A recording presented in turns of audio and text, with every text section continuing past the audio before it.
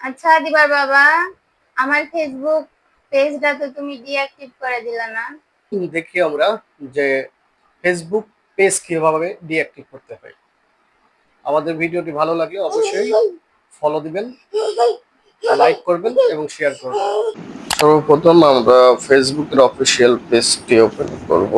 Official অ্যাপসের মাধ্যমে আমাদের ফেসবুকের থ্রি ডট মেনুতে ক্লিক করলে আমাদের যে পেজটা আছে এই পেজটি লগ ইন করা থাকলে পেজটি শো করবে। তারপরে আমরা পেজটি সিলেকশন করলাম, করার পরে দেখেন এই যে পেজের যে ছবি দেওয়া আছে এই পেজটা আমরা ডিলিট করব।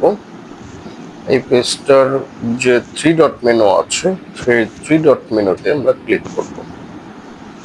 থ্রি ডট মেনুতে ক্লিক করার পরে দেখেন এই আলো নামের যে পেজটা ছিল এটার সেটিংস অপশন আসছে। সেটিংসে ক্লিক করলে ইওর ইনফরমেশন পাবেন। একটু নিচের দিকে কনফার্মেশন করে আসতে হবে, স্ক্রল করে আসার পরে ইওর ইনফরমেশনের মধ্যে অ্যাক্সেস অ্যান্ড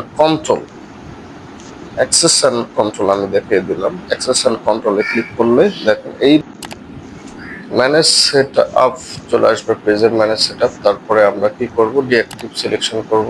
ডিঅ্যাক্টিভ সিলেকশন করার পরে ক্লিক করলে কি কারণে ডিঅ্যাক্টিভ করতে চান সেটা চলে আসবে। আমরা যে কোনো একটা আপনি সিলেকশন করে ক্লিক করবেন। ক্লিক করার পরে এরকম দেখেন পেজ ডিঅ্যাক্টিভের জন্য পারমিশন আসবে।